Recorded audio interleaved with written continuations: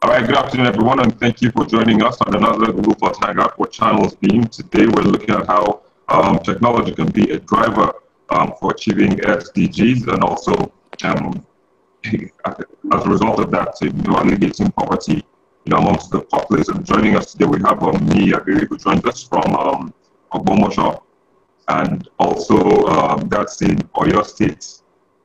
Yeah, and then we also have Yaya Kubu, who joins us from Abuja Federal Capital Territory. He's a lecturer with Nile University. So let's first of all begin with you, Yaya. Looking at technology as a driver of SDGs, which one of them, is trying to see how people can get a lot more educated and literate. Sorry, Victor. Can you come again? It is breaking. I don't know if you can come again. I could barely hear the question. Okay, can you hear me now? Yes, now it's better. Yeah. Okay, all right, very well. So, like I said, we should start with you. Looking at how technology can come in, from your own sector, which is in education. I mean, how can technology come in, to achieve, a higher level of literacy, be it in Africa or Nigeria? Okay. Thank you very much for having me, Victor, and my colleague here. The effect of education overall in the developments of humans as social beings, we cannot overemphasize this. And with the revolution of ICT, it has changed the way that we learn and teach generally around the world. While the most advanced nations have, achieved a great feat in this regard, we in Africa, we are trying our best. Actually, we are coming up behind them. For a practical example, now take Nigeria for instance. The days have shifted from when you have to go and purchase a form to register for a university or purchase a form to write an examination like JAM. Most of the exams now are IBT, internet-based text. And for the universities, the private ones in particular, of which I have a little knowledge of how they work, most of the lecture materials, for example, are being posted online. Students are encouraged to take out research that forces them to refer to online materials for reference, amongst other things. So the ICT is bridging the gap because, first of all, we don't have a very reading culture in Nigeria, particularly, unfortunately. We don't have that reading culture. So the attachment or the closeness that we feel to our devices, our cell phones, our tablets, and our laptops, it makes it actually easier for us to read. Because if I was a student and I know that you're sending me lecture notes and I can actually look at it via my phone while I swap between checking my Instagram and reading my lecture notes, it brings it closer to you. But the notion of going to the library to, get a very bulky book, the size of it discourages you. So while there are efforts in this regard, I would say we have a very long way to go because the private sector is just, a very small pinch of the whole educational sector in Nigeria. So there's a need for us to further incorporate this into the public institutions because even though administratively these things are being done in, for example, Nasarawa State University, if you need to gain admission there, you have to buy the form online, you have to make the registration online, and I'm very much sure to an extent it's the same for most universities. But it doesn't go beyond the administrative work. When it comes to the learning aspect of it, the intellectual aspect of it, there's very little implementation of ICT. Probably this has to do with a couple of reasons. One, you check the population, there's no funding, there's no there's no orientation, there's no training for the most of the people. This is not in any way denoting fellow academicians, but there's a little gap, there's a very huge gap between that having the practical knowledge of lecturing academically and trying to find means to make it easier for your students to learn through ICT. So it ranges from issues of funding, accessibility. Even though we have various options of internet, it's not necessarily affordable to an average Nigerian. So from funding to accessibility to technical know-how to skepticism, and as humans, we are very much comfortable where we are. I feel if I have been lecturing this for like 5-10 years and I don't need to switch it up. I can just go to the class and it's in my head. I just say it. So why do I need to change my curriculum or find a better means to administer this to the students? So well, we are doing relatively well, but we still have a long way to go. Well, you just reminded me of my days in school. Like you said, the textbooks can be discouraging sometimes. I really get where, back in the days, there were quite all those heavy textbooks where were pretty discouraging sometimes for me. But then we just before we come on to me, Julian Madubuko joins us from Lagos. Julian, thanks for coming on board and good afternoon. Yeah, good afternoon, Victor. Of course. All right, we'll come back to you in just a bit. Let's just get to hear from me. For you, how would you say technology can come in? You are in that geospatial space. Your work largely depends, so to speak, now on technology or on the internet. How would you say that is helping at the moment?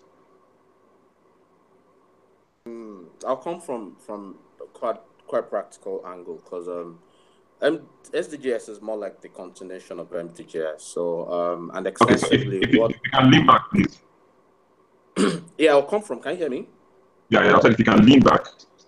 Okay, lean back. All right. So I'll come from the some practical angle that we've engaged over time.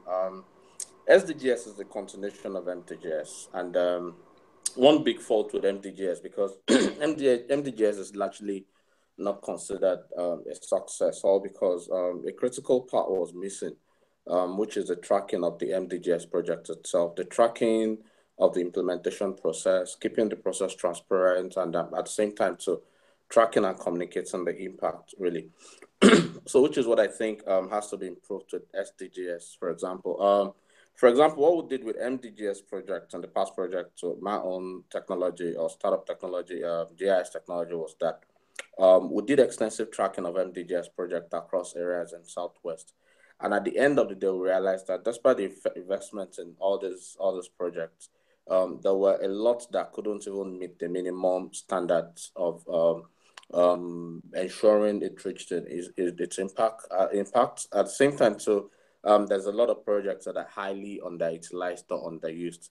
Then we also discovered that there's a lot of projects that were wrongly located in areas that they had close to non-impact at all. So coming back to the use of technology in SDGs, I think this can be fixed by ensuring that there's a lot of awareness about about tracking SDGs project implementation from the point of, because I realized that local governments, state governments, national governments have commitment to this.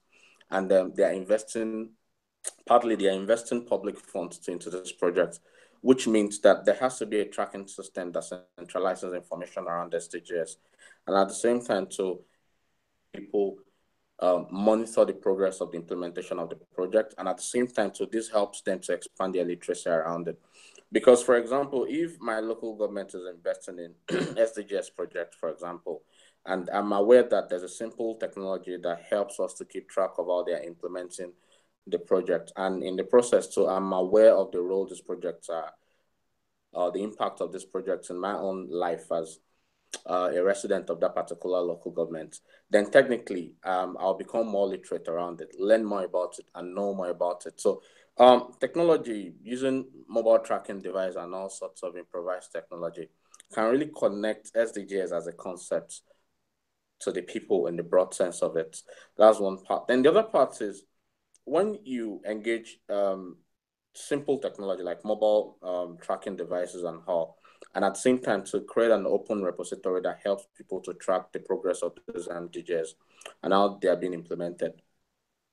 There's a value chain in that process because one, that keeps the project open, that keeps the contractors transparent, that keeps implementers to transparent, that keeps the government to open on the projects. That's one part. Then along that value chain, so there's another aspect where local researchers or international researchers can access information around this SDGs. They measure impact for a lot of reasons. That's another value chain. Then the other aspect is that there's a pattern in the information that is well documented over time. That in the long run, based on identify the pattern, drawing up models and all sorts, can become a very, very viable way to benchmark other investments in public projects. So SDGs, technology role in SDGs is a way that can easily help down to local governments and implementation, can easily help them understand how public projects should be implemented, understand the impact this project should have on the people. And in the most important part, sure that there's a participatory process, because when you integrate simple technology like that, people become part of the whole concept. They become part of the whole idea, which is the way it should be. So I think SDGs has the potential to achieve this very critical part if technology is properly integrated into it, which I said is a failure of the MDGs, which we extensively worked on. Then at the same time, too, tracking project deliveries in SDGs is very important. And to be very honest, I see a lot of noise and campaigns around SDGs, which is quite impressive. But I see minimal attention being paid to monitoring the project and keeping it open. Thanks. Well, I hope technology will give us the ability to do that. Like you said, in your own work, you've done the tracking and you've seen that sometimes those works are even most often than not misplaced and all that. But then I'll come back to you on some of all those issues. First of all, let's also get to hear from Julian. Julian, you can hear me. Good afternoon. Julian, can you hear me? Hey. Oh, Julian, can you hear me? Oh, sure. I think the okay. I think the communication is broken from your side. The audio is broken, sort of. Okay, but you can hear me, right? Yeah, I can. Okay, so not very clearly. Okay, so I think it's actually from Julian, because he was actually saying he couldn't hear you. Okay. Yeah. All right. So let me just come back to what is Julian before Julian fixes his audio issues and all that. Yeah. So earlier on, I was talking about how you reminded me of those days, in school with the heavy textbooks. Yeah, it's actually quite how do I say, it's draining, energy draining, for people to. But thankfully, technology has come and it has kind of bridged this gap. So even the fact that you don't even have to go overseas, you can now sit down and get certificates. How has that been able to bridge that gap between people in one location with others in other locations?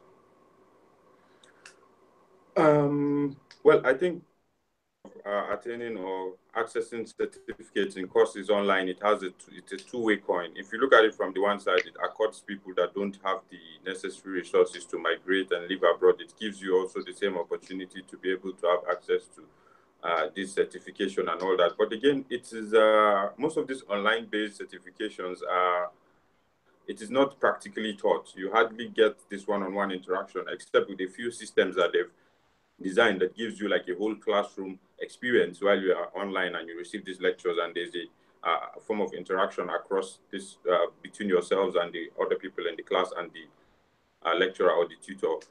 But the problem is, if you look at the issue of accessibility again, for we here in Nigeria, we have that skepticism about I got a certificate online. Naturally, if someone is to attain a certificate in a theoretical manner and not practically taught, the credibility of these certificates have come to be questioned.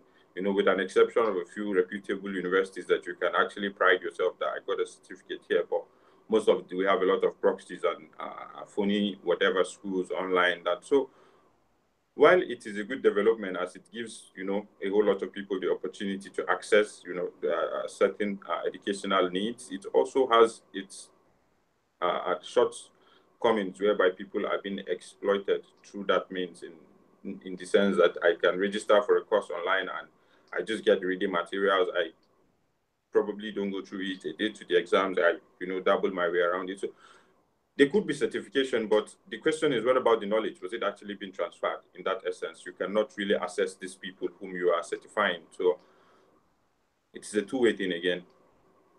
Yeah, like they say, every story has two sides. So, or everything that has an advantage has a disadvantage. Yeah. Exactly. All right, so Julian, let me come back to you again. Can you hear me this time around? It's a bit choppy. Can you hear me? Yes, I can. Oh, okay, go very well. So, At least you were able to hear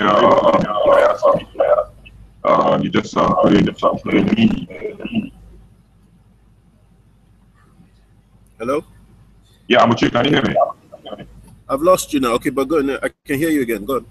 Oh, okay, so just give us a practical terms. I mean, in your own work, how technology can be able to, make things a lot easier. Okay. I think for a country like ours, what technology allows us to do is implement a transparent process. So where you have technology in play, everybody follows the same approach, the same standard. There isn't many obstacles in terms of individuals getting to know before they can be moved to the next stage. So that transparent process does in itself aid development. However, we have to look at technology from the point of view whereby we have to be honest with ourselves and identify our own problems, and then seek technological solutions to address those. Um, there, there are a number of ways in which technology has been implemented in Nigeria that has made things a lot easier. The mobile telephone, for example, is now allowing people to communicate regardless of income status. The banking system is also allowing people to have access to their funds, regardless of whether the bank manager and the queue is too long. Type thing. Everybody's a democratic the whole process. So technology in itself has made or can aid with our development. I think where we are is to now look deeper within ourselves and look at our own problems, and also get decision makers within custodians of those processes to be open to allowing technology to bring efficiency into those things that we do, whether it's education, whether it's agriculture, whether it's anything that allows us that would aid our development. The custodians of those things should be really open to technology to look for efficiencies, because without technology, we're still working at the whims of individuals, and if your face doesn't fit, then of success are limited. Thankfully, we've gone past that stage. But it will be a sorry for you. But then, Julian, if you can just lean back a bit. Sorry. Oh, I need to hear you, so it's difficult hearing you. I don't have it. Oh, okay, all right. So maybe if you want to respond, you can lean back. Okay. Okay, so looking at all that you said, now we need to look at our problems, before we're able to, deploy technology in solving these problems. Well, there are, so to speak, some problems that have been identified by the United Nations, which are the SDGs. Yeah. Yeah. Okay, so I think from an SDG standpoint, go on. Yeah, just go on. I think you're on track. I'm listening. Yeah, okay. So I was going to ask I think from the SDG standpoint. So I think from the SDG standpoint. Sorry. Okay. I think from the SDG standpoint, it's still a bit too broad for us. How we go about, or at least the goals are known, but the process for which to accomplish those goals are still with the challenge that we face right now. The SDGs they're a broad set of goals, but have they been has the country in itself taken ownership of their responsibilities under those goals? Have we looked at how we are measuring our progress under those goals defined in the SDGs? So once we get our thought process around meeting certain milestones and measuring ourselves in our roadmap to achieve those goals, then I think technology will play a huge impact in tracking, recording, reporting, and also improving. Um, but we have to be clear with ourselves which one of those goals are attainable to us, and focus on those, and then see how technology allows us to keep track of progress under those goals.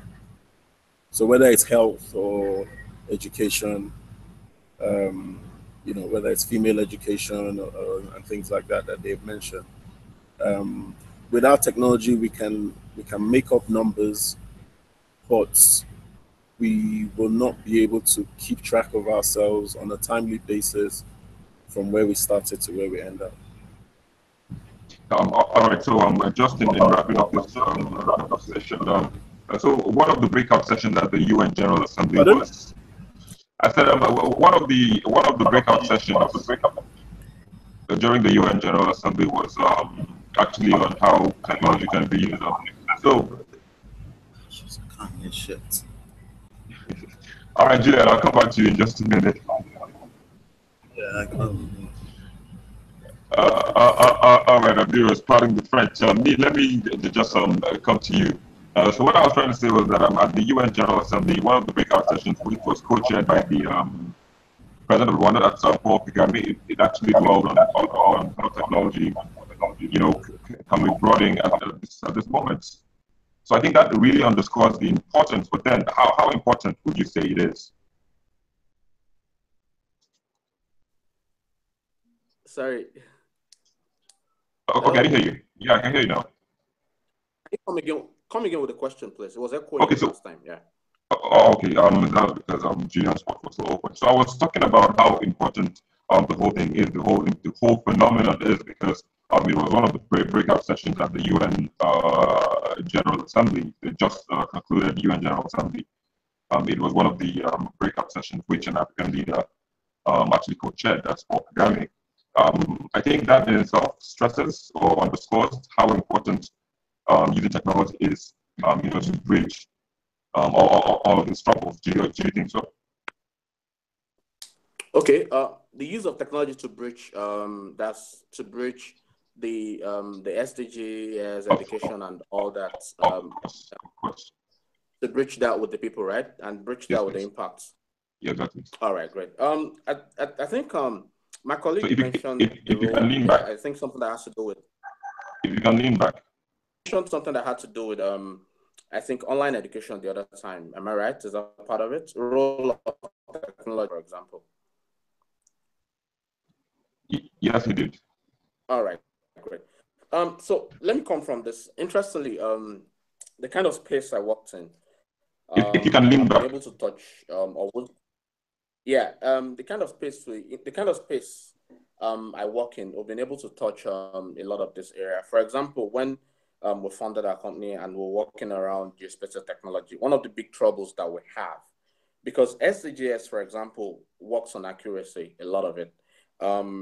If impact projects, basically, if you're trying to maximize an impact of a particular public project in an area, then that means you need accurate information to be able to ensure that whatever goes into investment in that area actually addresses the problem. So geospatial technology that we'll work on basically ensures that it's something that is summed up in the whole concept of intelligent to get trying to know where what is, where what problems are. So basically when we started the company around geospatial technology, we realized that there's a low literacy around that particular technology, and it's that technology is very major in achieving impact, maximum impact when you do projects like SDGs and co. So what we had to do was we realized we needed to expand literacy around geospatial technology, basically, and we founded something around geospatial technology for social impact and all.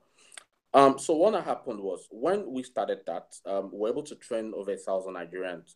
But the interesting part is this whole thing was online. We started the online education. We were not very focused on the certificate aspect. We were only focused on skill acquisition. So basically, we're practically teaching them how to use about 5 different softwares online. and we had a lot of resources to work with. But the interesting thing is, after about 6 months of actually operating this particular project, the fact that we got international nominations for it, we were able to produce 2 international interns that ended up working with an international organization that is quite major. I'm trying to avoid mentioning name. And the funny thing is, one of them ended up working with that organization in another government, in another African government, in another African country, with a lot of impact. And some few weeks back, bulk of his work was published. So what I'm saying in essence is, we saw the importance of expanding literacy is very important to development. That's one part which these people, and in the process, we're able to sorry, we lost you for a minute there, where you said, well, what I'm trying to say is, if you are coming in from there. All right, so what I'm trying to say in essence is, when we founded our geospatial company, we realized that there's a lot of literacy required around it, which is what ended up with the education project that we recovered, that we founded. And interesting thing is, under 6 months, we were able to train over 1,000 in the process, and we got nomination. But that's not even the major achievement. The major achievement is we were able to produce 2 international interns that worked with international organization on geospatial technology, on what they were only able to learn within that 6 months. And one ended up working with an African government via the international organization that's ended up working in Rwanda. I'll be very specific. And bulk of his work was published a few months ago. So what I'm saying in essence is, the goal of this particular project was to educate people. And we discovered that, one, technology helped in that aspect. We were able to reach over 1,000 students in the space of 1 month and teach them about what they had no idea about. Then the second part is, internet today has a lot of information on it. The key benefit of internet is there's a lot of, you can't teach it all. For example, I've been in online courses, and what an online instructor would do is, after impacting whatever it has, it will redirect you to a lot of free resources online, which are equally very, very useful. So we were able to do this for the student. And at the end of the day, apart from the fact that they acquired skill development, they were able to ensure that they achieved impact still in that area. So when it comes to the key topic we've been discussing about, SDGs and literacy especially is extremely important, and technology plays a major role in that aspect. And the best pivot is to ensure that a lot of effort is into, one, online teaching process around what SDGs is, which should be designed around skill acquisition that helps you to achieve SDGs. That's one part. Then the second part is ensuring that there's a lot of investment in gathering resources that will help benchmark against development efforts in the future. So technology plays a key role in this aspect, but the focus has to be skill expansion and around the literacy move too. Yeah. Thanks. All right, very well. So, Moyes, let me come to you just, of course, in wrapping up we had issues hearing Julian. Yeah, so I mean, he was just saying, he actually took a cue from, what you talked about, especially that one-on-one interaction that exists. But yes, like you said earlier, we agreed earlier on that every story has 2 sides, and everything that has an advantage also has its disadvantage. But then, which would you say is more? I mean, in this aspect.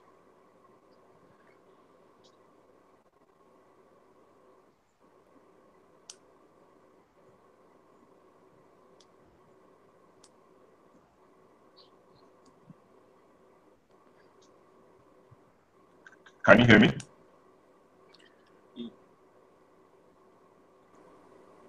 Can you hear me? Okay, yeah. So I was asking, which side would you say has more? Is it the disadvantages, or because I mean you just mentioned a few of those disadvantages, but I think we've talked about on the advantages as well. Which one do you think ranks higher?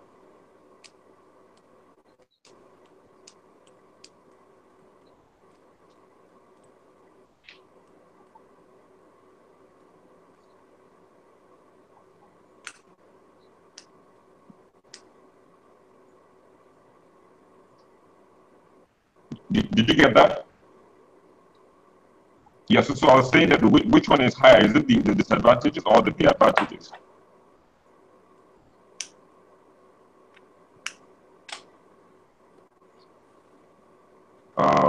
Okay, I think yeah, is also having issues. No, actually, I can hear you, but I didn't want to interrupt his conversation. That's why. Oh, okay. I didn't know he was saying. I didn't know he was saying something. No, he All right, was. okay. So sorry, Nick, if you can come again. Okay, I thought the question was meant for him. Yeah, it was for him. Go on. You should. Oh, okay, very well. And or it's go on. Just wrapping up now. Okay, well, I would agree with Nee that the advantages of these are online educations and forums and all those opportunities of learning and earning certification has more. There are more merits than the demerits. But if I would like briefly touch on the notion of the SDGs, which I think from my own perspective, it is a global standard set, like it's an international organization that comprises of member states, and they set a global standard. While some of the challenges of this SDG in education in Nigeria could be ICT, it could not necessarily be ICT in Ghana or in Zimbabwe. So I think when we talk about trying to meet up these development or sustainable goals, we should how will I say, we should implement them to suit our contextual problems. We don't necessarily have to, dance with the music and just this is what is on Groove and ICT. We have to get our ICT right to get development because if you check the literacy levels and you check the figures, people actually need more basic and in skill acquisition than ICT. Now, on a scale of preference, an average Nigerian would prefer to learn how to use his hand to make some certain trades for somebody that has not been to school. And if I am right, these development goals are to reach the most poorest people or the less fortunate of each societies, if I am right about this. So while we tend to adopt these things in an attempt to develop ourselves, I think we should channel them to address our issues contextually because we have different contextual problems and our solutions are not necessarily likely to be all the same. So thank you very much. Okay. I just funny enough, I just noticed there's a bit of exposure on your forehead. There's lights on to your right. On my side? Yes, I think to your right there's a lights. So should I turn it off? I have to get to the switch then. Yes, please. All right. Hold on. Yeah, just turn it up. Let me see what it looks like. But if I turn that off, it turns off all the light. Actually, I have one switch. Every light. Wait, yeah, it's every light. If I turn it off, it goes dark. All right. Then that's just leave it here. But thanks for joining us today. Sharing your thoughts on this issue, and hopefully, yes, technology will be used, to see that the SDGs come to pass in Nigeria, in Africa, and even the world at large, and those on the other half of the divide will also cross over. Neil, thanks as well for joining us, sharing your thoughts. Thanks. Of course. All right. Welcome. Of course, and also thank you to all of you who watched our YouTube stream. We also see you, but we wish we could take some of your comments that you've been posting on our YouTube channel. But then I guess we'll have to do that next time. But for now, we'll have to wrap it up. Thanks for joining. It is a Google Plus Hangout for channels being on. I'm Peter Matthias.